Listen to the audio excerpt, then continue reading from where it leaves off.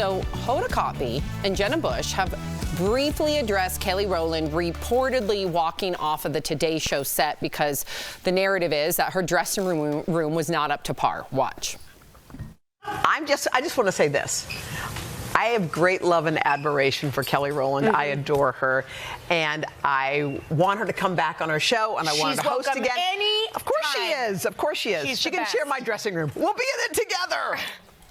So sources say that the Today Show producers offered other rooms before Kelly left. Kelly was on the show to promote a Netflix movie, but she was also there to co-host with Hoda on that third hour for the entire hour. Jeff, we haven't heard your opinion on this yet. What do you think? There's a lot to factor in here other than just a clip, right? What happened? Was it really the room? If it was the room, I mean, I don't know. I get that her stature in life, her status in life, but I could never do something like that. I just revert it back to me. Like, we don't have our own dressing rooms here. People think television is this different. We don't have that. And I never had that coming up in this business. I hustled, I did little things, I sat. Even when I did movies, we didn't have, when you think of a movie, we didn't have that. I didn't have that. So for me to do something like that would be not great. Again, we talked about it if you watched the first half of the show about your reputation in this business, right? That's really what I hang my hat on, right? I could only do so much. I show up on time, I work hard, I'm always there if somebody needs me. Maybe I'm not the best guy or talented guy, but I do have that attribute going for me. So for me to pull a stunt like that, it's not a good look for me. So I'm thinking it's not a good look. Let me ask you, Jeff, because you often talk about what you know, the tenets of like how you perform in this industry and what has kept you in this industry.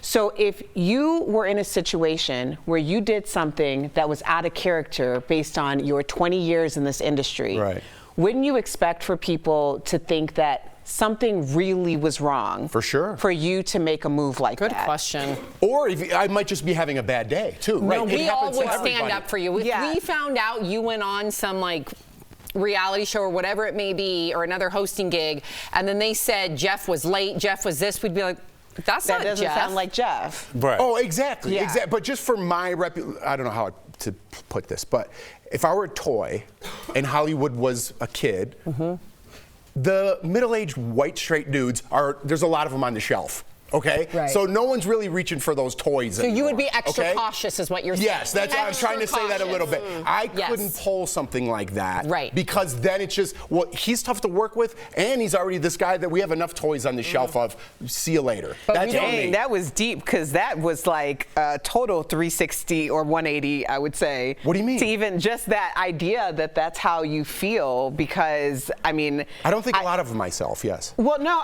it's interesting from that perspective, because I look at Kelly Rowland, especially, she was a pioneer for women who look like me. The idea that she is when Kelly Rowland walks off of someplace and that's the headline, I know that something went terribly wrong, because we don't know anything about Kelly Rowland to ever be problematic. And this has been since she was, a teenager that she's been on the scene.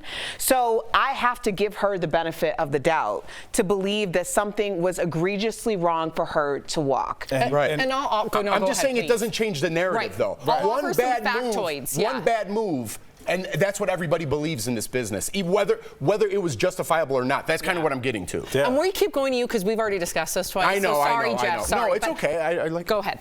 No, I mean, Jeff, I definitely see where you're coming from. You're kind of using both sides of your brain, in which you and Erica are kind of representing.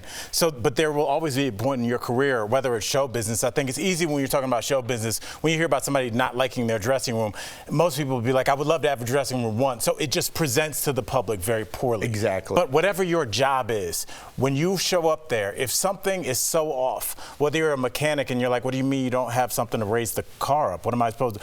If there's something that's so off that you cannot do the job, you have to, like you're saying, lean towards the side of that professional, because whether you know it or not, you're always setting a precedent. And if they're like, you know what, Jeff, we don't have to clean his dressing room. Oh, Jeff, he wants sparkling water. We'll just give him flat water.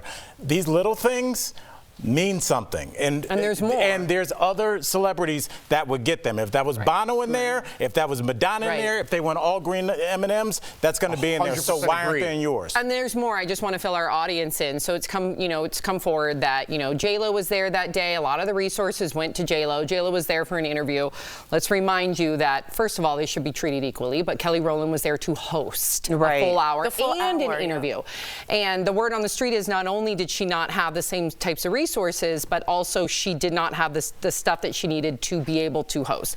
We all know that Kelly Rowland's not going to go perform on stage during a concert if she doesn't have her choreography down. If she doesn't have the words memorized to her song. So because she has a 30-year career where we can look back on and say she's never been late, she's always on time, whatever, means the same thing, but she knows her moves, she knows the words to her song. We know that she's a professional, and whatever happened that day, whether she didn't have cards or bullet points or notes, or she was not treated the same as J-Lo, something made her feel undervalued or made her feel like she was set up for failure during that hosting gig. Totally. And if you want to take into your own world very quickly, just like little things. If you were seated in a place you didn't feel comfortable, or you felt like you weren't given enough this, or you felt like you had enough resources. You said you made a stand at a restaurant. Yeah, okay, so I'm always seated by the bathroom. Every single time I'm always seated by the bathroom. And I finally just had a little boundary, just a little one. And I said, is there any way we could just not be seated by the bathroom? And we moved, and it just felt good to say, I'm worth that little bit. And that place you moved to was sitting there empty. Open, I know. They just wanted to see if you were going to say something. I know. You got to stand up for yourself, or you're going to be next to whatever the equivalent of the bathroom is at your job. Totally. Yeah, well said.